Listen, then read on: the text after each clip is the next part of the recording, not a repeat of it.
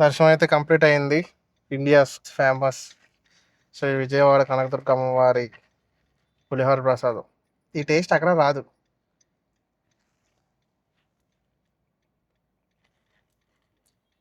మీరు ఇండియాలో ఉన్న గుళ్ళు ఎక్కడైనా తిరగండి, ఈ ఈ ప్రసాదం టేస్ట్ మాత్రం ఎక్కడ రాదు. మనం ఇప్పుడు ఎక్కడికి వస్తున్నాం అంటే మళ్ళీ మోపిదేవి వెళ్ళాలి, శ్రీ సుబ్రహ్మణ్య స్వామి టెంపుల్కి. ఇక్కడ నుంచి అరౌండ్ 70 కిలోమీటర్స్ ఉంటుంది. 2 అవర్స్. రోడ్డు అస్సలు బాగోదు. మొత్తం కృష్ణానది పక్కంటానే వెళ్తుంది రోడ్డు. ఆల్మోస్ట్ ఒక 40-50 కిలోమీటర్స్ వరకు. దుర్గం తల్లి దర్శనం అయితే బాగానే అయింది. 500 రూపీస్ టికెట్ తీసుకుందాం అనుకున్నాం కానీ అయిపోయినాయి టికెట్లు. మళ్ళీ 300 రూపీస్ దర్శనానికి వెళ్ళాం. ఫాస్ట్గానే అయిపోయింది. మ్యాక్సిమం హాఫ్ అన్ అవర్లో దర్శనం అయిపోయింది. రష్ కూడా కొంచెం మరీ ఎక్కువ అని కాదు, కానీ కొంచెం తక్కువ ఎక్కువగా ఉంది. సో ఇప్పుడైతే బ్రేక్ఫాస్ట్ చేసి మోపిదేవి వెళ్ళిపోవాలన్నమాట. ఫస్ట్ అయితే సిటీ దాటేద్దాం. సిటీ దాటిన తర్వాత అప్పుడు చూద్దాం, ఏదన్నా టిఫిన్ సెంటర్ దొరికితే టిఫిన్ చేద్దాం. దాని తర్వాత మోపిదేవి వెళ్ళిపోదాం. మనం ప్రజెంట్ వారధి దగ్గర ఉన్నాం. చూసారా, పెద్ద సింబల్ ఉంది ఇక్కడ. పెన్ సర్కిల్ అన్నారు కానీ కాదు, పెన్ సర్కిల్ లాగా అయితే అనిపించట్లేదు నాది. ఇంకా బ్రేక్ఫాస్ట్ అయితే అవ్వలేదు, సిటీ బయటకు కూడా రాలేదు. కానీ మా అమ్మకి గంట కొట్టేస్తుంది, ఆకలే వస్తుంది అంట బాగా. మన విజయవాడ దుర్గం తల్లి ప్రసాదం దెబ్బకి ఆకలి అంతా కట్టు నిండిపోయింది. ఫస్ట్ అయితే ఒక ప్యాకెట్ తినేసరికి. చూద్దాం, కానీ ఫస్ట్ అయితే సిటీ బయట దాటాలి. ఎందుకనంటే ఇప్పటికే చాలా టైం అయిపోయింది. ఆల్మోస్ట్ 11 అవుతుంది, 42-11 అలాగా. ఎందుకనంటే మోపిదేవి వెళ్ళడానికి ఇక్కడ నుంచి 2 అవర్స్ పట్టుద్ది. అక్కడ దర్శనానికి ఒక 1 అవర్ వేసుకున్నా మనకి దర్శనం అయ్యేసరికి 3-3:30 అయిపోయింది. మళ్ళీ రిటర్న్ రావాలి ఈరోజు. ఎందుకనంటే ప్రవీణ్ గారు అంటే ఎవరు కదా, మా తమ్ముడు. అది ఈరోజు హైదరాబాద్ వెళ్ళిపోతున్నాడు. నేను ఈ వీక్ ఇంటికానే ఉంటాను అనమాట. ఫుల్ వర్క్ ఫ్రమ్ హోమ్ అడుగుదామని అనుకుంటున్నాం. మా మేనేజర్ని పర్మిషన్ ఇస్తే బాగుంటుందని ఎక్స్పెక్ట్ చేస్తాం. ఎందుకంటే ఈ బ్లడ్ ఇన్ఫెక్షన్ దెబ్బకి మొత్తం బాడీ మొత్తం నార్మల్గా లేదు అసలు. చాలా టైర్డ్ అయిపోయింది. ఏదో చేసి మళ్ళీ సెట్ చేయాలి దాన్ని. తినడానికి అయితే వచ్చేసాం అనమాట. మధువనం రెస్టారెంట్ హైవే మీద ఉంది. మా డాడీ టిఫిన్ చేయరండి, చూడండి ఎలా ఉన్నారో, కిందే ఉన్నారు. ఏంటో ముందరేమో ఆకలేస్తుంది అన్నారు. ఇది దోశ, ప్లెయిన్ దోశ. ఇలా చుట్టూరు అరటి తోటలు ఉన్నాయి. చూపిస్తారా మీరు కూడా? చూపిస్తా.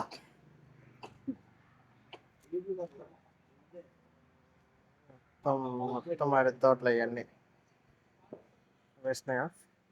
చాలా బాగుంది ప్లేస్. చుట్టూ చాలా చల్లగా గాలేస్తుంది. మా మమ్మీ చట్నీ కోసం వెయిట్ చేస్తుంది, మా డాడీ కూడా చట్నీ కోసం. అయ్యో, దోశ వచ్చింది కానీ చట్నీ రాలేదు ఇంకా. దోశ అయితే ఇప్పుడు ట్రై చేస్తున్నాం. చట్నీ వేరువేరుగా భలే ఉంది.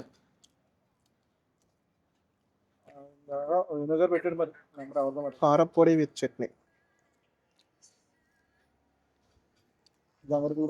ఆంధ్రాలో ఉన్న దోశ వేరే చోట దొరకదు. మళ్ళీ బయట ఎక్కడైనా సరే మైదా పిండి కలిపేస్తారు, చిరాకు అవుతుంది దాంతో తినడానికి. చెప్తాను.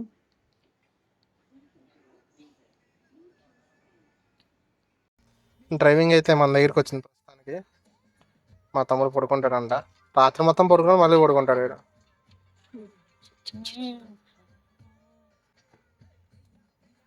యాక్చువల్గా ఇండియాలో టోల్ దగ్గర 5 సెకండ్స్ కంటే ఎక్కువసేపు ఆగితే ఫ్రీగా అలో చేయాలి మనల్ని. ఆల్రెడీ నేను ఇక్కడికి వచ్చి 10 మినిట్స్ అవుతుంది, ఎప్పటికీ టోల్ క్లియర్ అవ్వట్లేదు. మరి టోల్ కట్టాలో కట్టకుండా మనం పాస్ చేస్తారో చూద్దాం.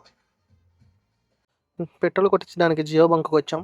పెట్రోల్ చూస్తేనేమో 120 రూపాయలు ఉంది. మా తమ్ముడు దాన్ని చూసి షాక్ అయ్యి ఇలా కళ్ళు తిరిగి పడిపోయాడు అనమాట. ఇప్పుడు మోపిదేవి ఇంకా ఎంతసేపు ఉందంటే 28 మినిట్స్ చూపిస్తుందంటే రోడ్ బాగుందని అర్థం. మా తమ్ముడు ఫుల్గా పడుకున్నాడు. లేచి గంటసేపు పడుకుని అప్పుడే 70 కిలోమీటర్లు తోలేసామని అడుగుతున్నాడు.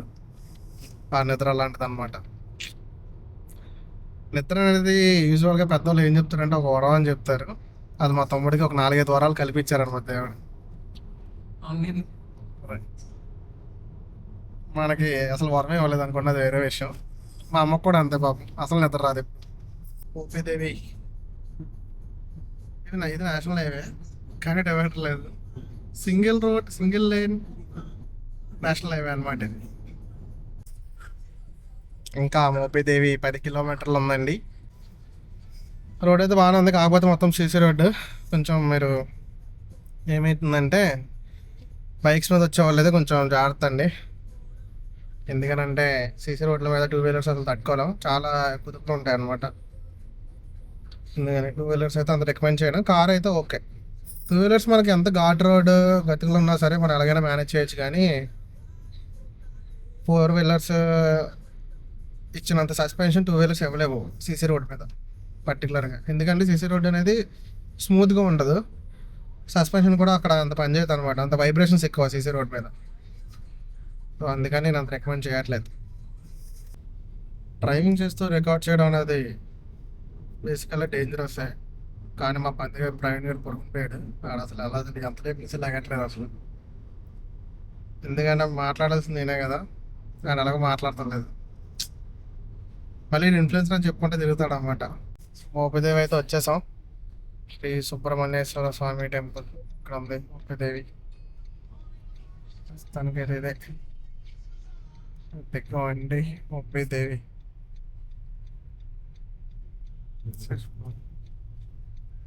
ఎక్కడ ఉన్నదన్న?